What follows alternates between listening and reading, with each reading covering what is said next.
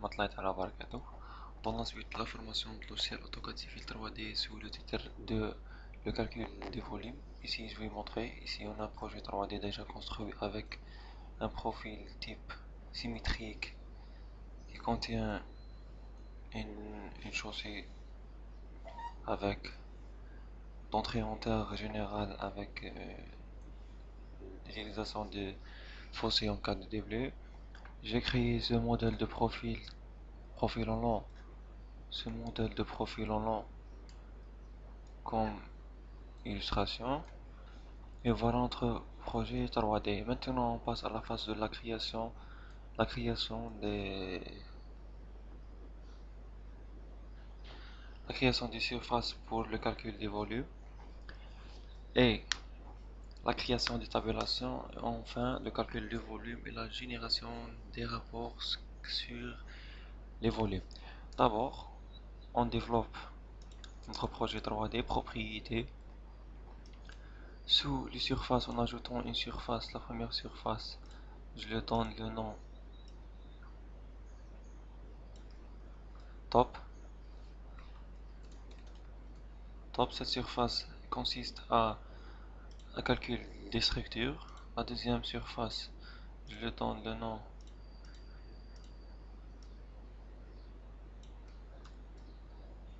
de datum. J'élimine l'affichage de cette surface parce qu'elle n'incite que pour le calcul des volumes de matériaux, c'est-à-dire de base, etc. J'accepte. Je déplace vers les limites de contour. J'utilise Daylight et Daylight. Pour les deux, j'accepte. Voilà. Après la création de ces deux surfaces, on peut examiner les deux surfaces créées récemment par, par le développement des surfaces. On trouve datum et top. Ici, on a ces deux surfaces. On peut les sélectionner comme ça. Maintenant, on passe à la création des tabulations. Pour la création de tabulation, on crée en sélectionnant l'axe. Ici, dans cette boîte de dialogue, on donne le nom.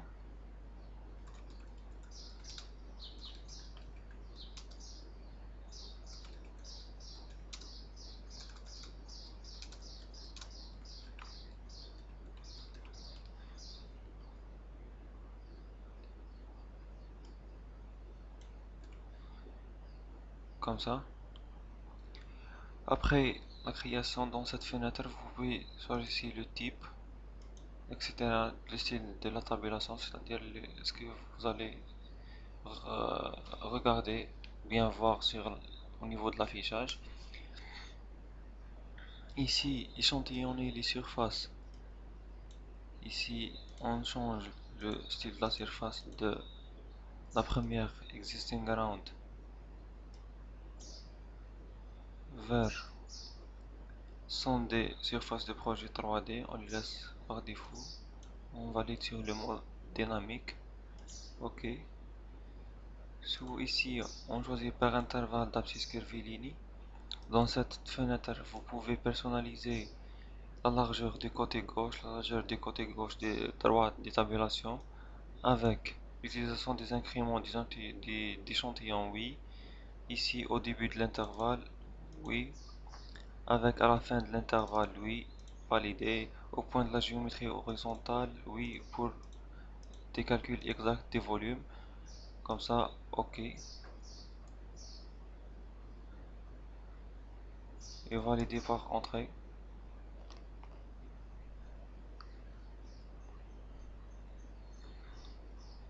Voilà, les tabulations ont été créées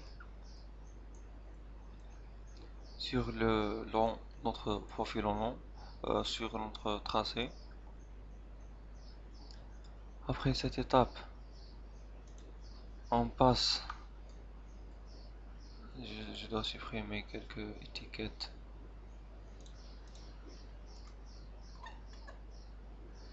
Qui ne sont pas nécessaires pour notre travail. Après la création des tabulations, on développe l'axe ou bien On revient sur les ajouter des tabulations, j'entre, je valide. Ici, échantillonner votre source. Toujours, il faut vérifier ces choses ont été les sources échantillonnées sont correctement ajoutées. Je valide, je ferme, FR. Je développe l'axe, notre axe bien sûr, le groupe de tabulation et les propriétés. Notre groupe de tabulation a été créé. Les propriétés de notre groupe de tabulation. Sur cette liste, vous allez remarquer qu'on n'a rien comme matériaux à calculer.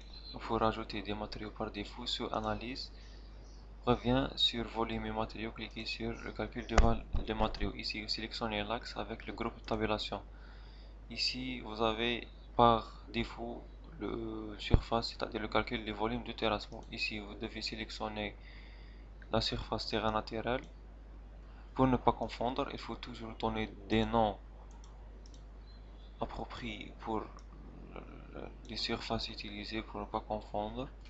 Ici, j'utilise le EG, like existing ground. Voilà, je reviens pour le calcul de la même manière. Ici, je sélectionne EG existing ground. Ici, je sélectionne datum. Datum, c'est comme cette surface. J'accepte. Je reviens sur le groupe de tabulation et je valide sur propriété. Voilà, on trouve une liste de matériaux déjà ajoutée. Ici, je donne remove, c'est-à-dire déblayer.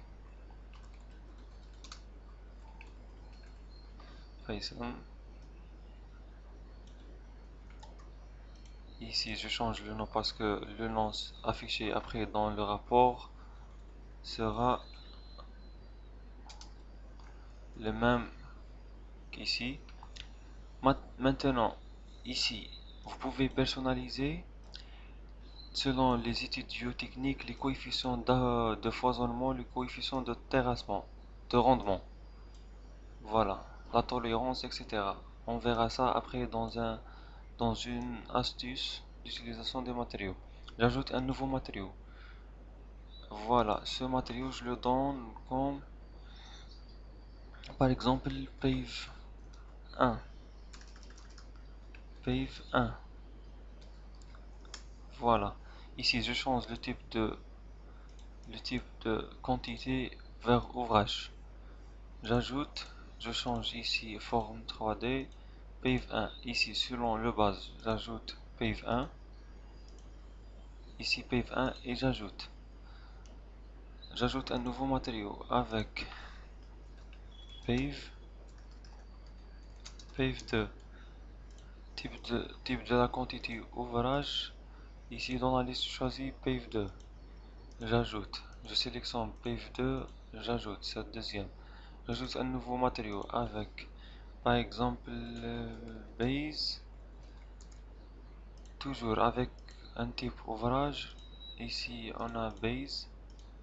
Je valide. Ici, je choisis base et j'ajoute. J'ajoute un nouveau matériau et je donne sub, sub base. Type de la structure, de la quantité, c'est structure. J'ajoute subbase et j'ajoute avec un style subbase. Voilà. Comme ça, presque on a terminé de personnaliser presque l'affichage de notre structure. J'accepte les valeurs déjà, la définition des matériaux qu'il faut les calculer. Je reviens sur le volume de matériaux sous analyse et je valide sur le rapport de notre. Ici, vous sélectionnez l'axe si vous avez plusieurs axes. Le groupe tabulation si vous avez plusieurs groupes. Matériel liste 1 parce qu'on a un seul matériau. Ici, vous devez changer Select Material. Ici, et valider par OK. En attendant l'affichage de notre rapport. Voilà notre rapport. a été affiché. Ici, on a le déblai, le remblai, la couche, la première couche, la deuxième couche, la troisième couche, la quatrième couche avec le volume total cumulé en bas. Voilà. Voilà le total de remblai, de déblai, couche de roulement, couche de base, couche de forme, etc. Comme ça, presque, j'ai terminé cette partie de la méthode comment calculer volume cumulé, l'incrément, la surface, etc. Vous avez toutes ces choses pour le calcul. Comme ça, presque, j'ai terminé cette partie. Une autre astuce pour le calcul des volumes. Par exemple, ici, vous choisissez volume. Je développe cette surface. Pour calculer, par exemple, un volume, une surface de référence. Ici, il existe une ground. Ici, pour la surface top, vous pouvez calculer le taux de déblai et de remblai. Ici, vous avez le choix. C'est totalement dans la majorité de déblai. Ici, c'est la différence entre le déblai et le remblai pour avoir le volume net. Vous pouvez personnaliser le volume à 2 et le volume sera changé automatiquement, c'est-à-dire selon les données géotechniques. Allez remarquer. Ici, je donne par exemple 0,9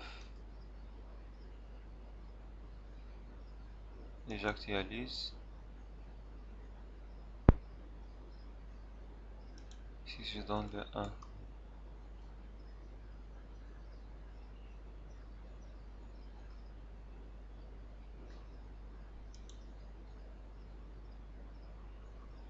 Vous allez remarquer que 0,5 le volume se change directement dès que vous changez le, le rapport. Ici, comme ça, presque, j'ai terminé comme une méthode ou bien une astuce comme pour le calcul des volumes, c'est-à-dire l'estimation des volumes selon l'étude géotechnique.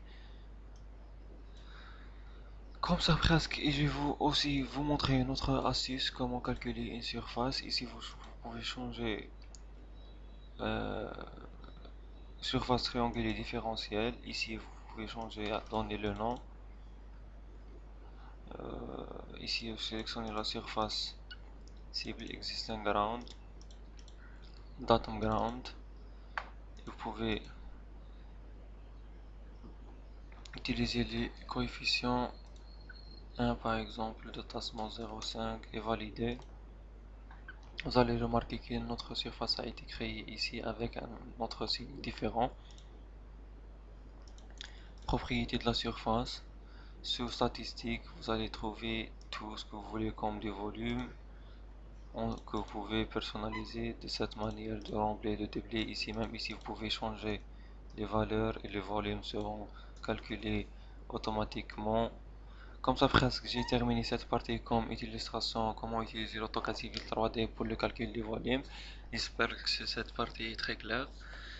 Comme ça, à la prochaine, Inch'Allah. Assalamu alaikum wa rahmatullahi wa barakatuh.